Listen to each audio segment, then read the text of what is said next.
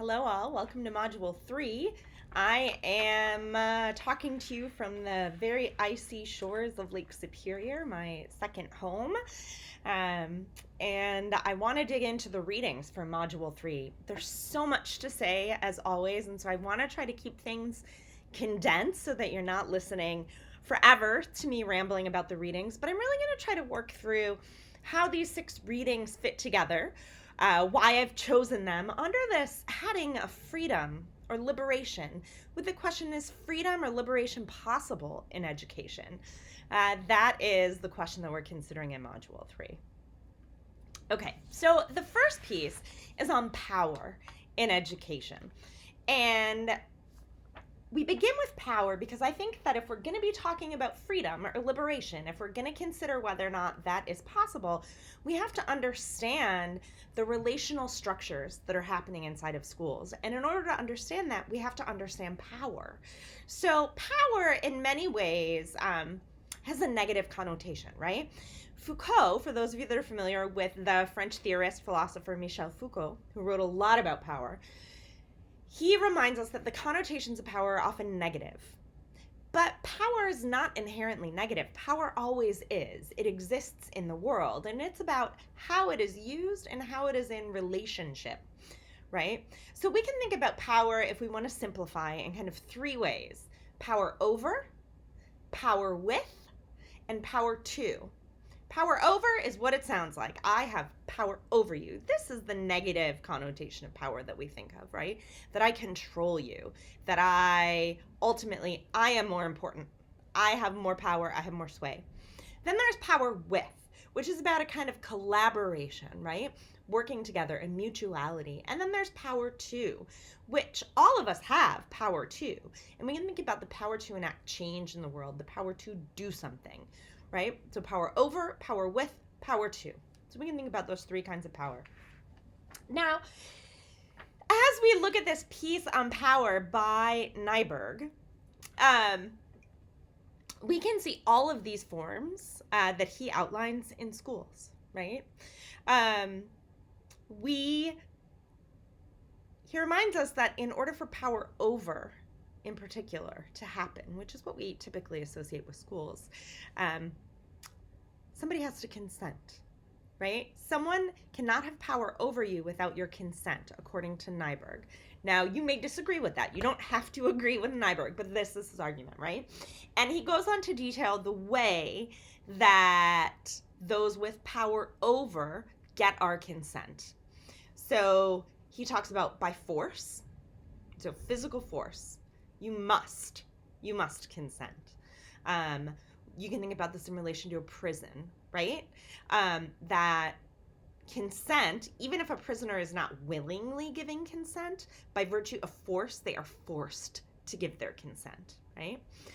He talks about fiction, or these are the stories and the myths and the narratives we tell. Here we can think about James Baldwin in his Talk to Teacher, and the way that the stories we tell maintain belief in a system in which someone has power over someone else. A synonym for fiction would be hegemony, which is a term that most critical theorists really root their understanding of in Italian thinker Antonio Gramsci in his Prison Notebooks, where he wrote about hegemony, the ways not using force that domination is extended, right? That we dominate through ideology, through stories, through mythology, through beliefs, through practices, through habitus, and that these are the ways that we maintain domination. And Nyberg is calling that fiction, right? The stories specifically. He also talks about finance, which is a really transactional, instrumental way of maintaining power over. If you consent to give me power over you, I will give you this thing in return. And here we can really see gatekeeping at work, right? If you consent to the system where I, the educator, the school system, the state, have power over you, I will make sure you are well prepared for college.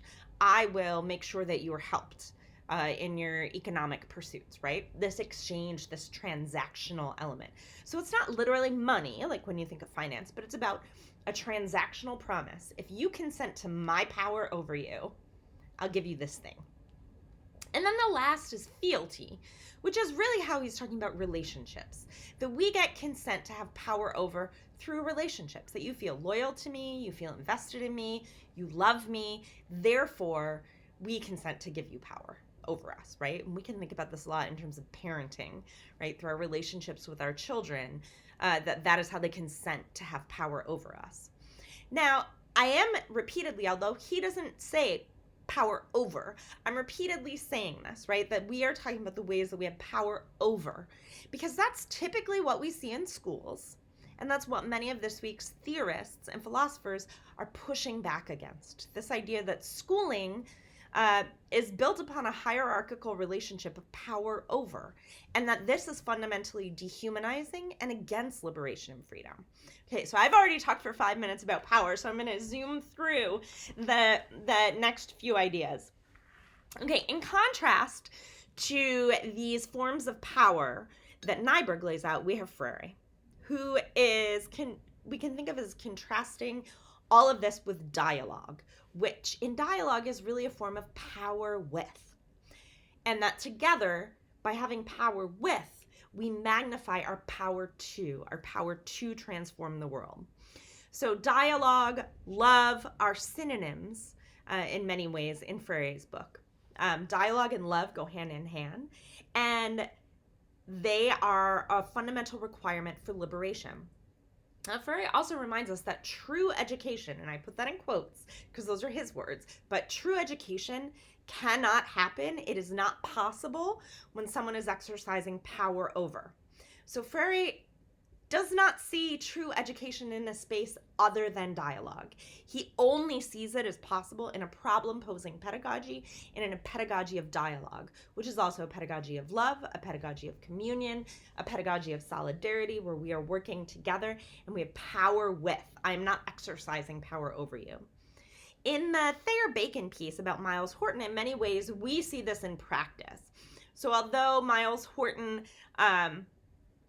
really espoused his own philosophy of education, in many ways we see him enacting Freire's idea about a pedagogy of liberation, right? A pedagogy of the oppressed, a pedagogy that happens through dialogue, that happens through love, that happens through communion, that happens through solidarity, and thus leads to liberation. In Myles Horton's practice, or praxis, as the case may be. Praxis, remember, is the meeting of theory and action. And Freire and Hooks and Horton and almost everyone we're reading this week is reminding us that you can't separate theory from action, that they must be together to transform the world, and that together they are praxis, right? That they are about doing something to transform the world. So for Horton, we really see the way in which democracy, he's defining democracy without defining it explicitly, but defining it through his practice, that democracy is a collective, that it is power with, in collective, in order to have power to transform the world towards greater justice and equality. Okay. So we can think of Myles Horton as sort of an example of Freirean pedagogy and practice, or an example and an evolution, if you will. Okay. Part of what these authors, Freire and Horton, and then later Hooks, what they're arguing is that praxis, which is really where theorizing and action come together to transform the world, that praxis is fundamentally humanizing, because it's about exercising power to transform our world and exercising power with and casting off power over, right? It's about claiming power, if you will. Someone is not empowering me. They're not giving me power. I'm claiming it through communion and through love. This action is, in their argument, liberating. Now, Hooks she also distinguishes between theorizing just to theorize and praxis. But she does often talk simply about theorizing, and she reminds us that theorizing is in and of itself a form of resistance to power over. That when we engage in theorizing or problem posing, a problem posing pedagogy where we look at the world, we name it, we investigate it, and we figure out how to act on it, that when we engage in this work, we are resisting the structures of power over, the structures of domination, oppression, structures of injustice that we've grown used to. That theorizing is, in and of itself, an act of resistance that then can actually subvert systems when allowed to become full-on praxis.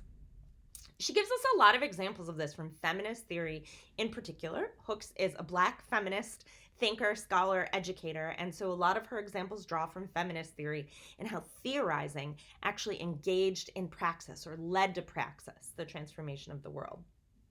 As an aside, I think it would be really interesting to take Hooks talking about the derision for theory in her home growing up and in communities with which she's worked, to put that derision of theory in conversation with Plato's allegory of the cave and to see if we can put those two pieces together to make sense of them. That's an aside, though. Okay, so from here we turn to the article on liberation theology and liberation pedagogy, which for me really raises this question of how do we enact liberation in schools, right? What is the praxis of liberation education? What is a pedagogy of dialogue, a pedagogy of love? And what is the role of the teacher in all of this? Now, one of the things that I think is interesting that this article raises up is the idea of the prophetic tradition, right? The prophet who helps us see the world as it can be, right? Many of us may be familiar with former President Barack Obama, who would frequently say the world as it is and the world as it can be. He very much rooted himself in the prophetic tradition and saw himself as a political prophet. And actually, he talks about this in his autobiography. So I'm not making that up. He actually talks about that. But this prophetic tradition, this idea that the prophet helps us see the world as it can be, helps us imagine a more just, more loving, if you're in theological language, a more godly world, right? The world as it can be, that we imagine and then we are able to act. If we know what the world can be, then we know what we need to do in order to make the world become more loving, more just, more equitable, more godly, as the case may be. Okay, so we imagine and then we act. And the prophetic tradition raises interesting questions, philosophical and practical questions about the role of the teacher. Because in liberation theology as liberatory pedagogy, we are reminded that the teacher has a role, and that in many ways the teacher is a prophet. The teacher's role is to be in that prophetic tradition, that a prophetic teacher is pushing forward with liberation through love, communion, dialogue, and imagining a more just world. Contrast that with Myles Horton, right? Where he is talking about he would raise the question and step back and let the community, that he created space. In many ways, Myles Horton was an organizer, not necessarily a prophet, right? That he organized, he gathered resources, connected resources, created space so that people themselves could problem pose, name their world, figure out how to engage power with in order to have power to transform, which is different than a prophet, I think. But maybe you disagree, and you can disagree. Okay. Another point that I just want to make, which happens in passing in this article, but I think is really important, and really probably should be in the epistemology section, is that in liberation theology, there is the belief that the Gospels give epistemic privilege to the oppressed. That their voice and experience and knowledge and ways of knowing have privilege over others. So that we look at the most marginalized and maligned in society and we say, what do you know? What do you want to ask? What do you see? How do we serve your knowledge? How do we elevate your knowledge and ways of being in the world? And again, that's part of the teacher's role. There is still an element there, as many of you pointed out in the last module, the module before, of that kind of false generosity from Freire, right? That paternalizing help, a missionary element, if you will, a saviorism, that it's up to me as the prophetic teacher to help elevate your voice, as opposed to something like Myles Horton, who says, no, I have access to resources. I'm giving you the resources. Go for it. He does a little more than that, but in Thayer Bacon's outline, right, that's very much Horton's role. Okay, so we can see how those 5 pieces fit together. Then we have Tuck and Yang talking about decolonization not being a metaphor. Now, I've received several messages from folks who are confused about why this piece is here and how it fits with the other readings in this module. In many ways, I've inserted Tuck and Yang into this module because they're critiquing us, the work that we're engaged in. They are questioning whether liberation is possible within a system that is designed to be unequal, namely a settler colonial society. For Tuck and Yang, liberation, if it's decolonization, the end of settler colonial oppression, liberation is not a metaphor, it's material. And in the case of decolonization, that means the repatriation of land, identity, status, power. Many of the thinkers that we've engaged this week, I believe, and I may be wrong, but I believe they would be in support of decolonization, but they're also engaged in it as metaphorical work. So Tuck and Yang raised several questions for us. What does it mean if we're trying to engage in liberatory pedagogy within a settler colonial society? One that is structurally, foundationally built on power over, oppression, domination, extinction. Can there be liberation within that system? And this reminds me of many of our questions in the past 2 modules around this paradox in education. Can I educate for something other than the system that we have now while also participating in it? Can I educate both to make sure that students have access to all the gatekeeping functions of education and educate for liberation? Tuck and Yang, I think, come out with a resounding no. No, you can't. The work that you're doing is important, but it's not liberation. It's not decolonization. And don't call it that, right? Let's be really clear that what you're doing is important, but it's not decolonization. It's not liberation if we include decolonization as liberation, right? Other questions that they raise. Is critical pedagogy really just a move to settler innocence? Are teachers trying to enact a critical pedagogy in the classroom really just engaging in this kind of settler innocence or settler moves to innocence that they outline, the ways that we abdicate responsibility for the fact that we as settlers have been granted power over? And whether or not you consider yourself literally a settler, right? Maybe your ancestors did not settle North America or South America, right? Maybe your ancestors were forcibly brought here. Maybe your ancestors were already here, but if you are not a member of a sovereign tribal nation, in some ways you live the mantle of a settler, right, in our society, not necessarily by your own choosing or your own actions, but by virtue of this being a settler colonial society, that some of us are positioned as settlers. And one of the questions that they raise is whether this kind of metaphorical work towards liberation, or what they take issue with, I love the quote that they use from In Vogue, "Free your mind and the rest will follow." And I say, we take issue with that. These are 2 separate things, right? Freeing your mind does not mean the repatriation of indigenous land. Freeing your mind does not mean the power over is going to be relinquished. Freeing your mind is important, but it's not the same thing as material liberation.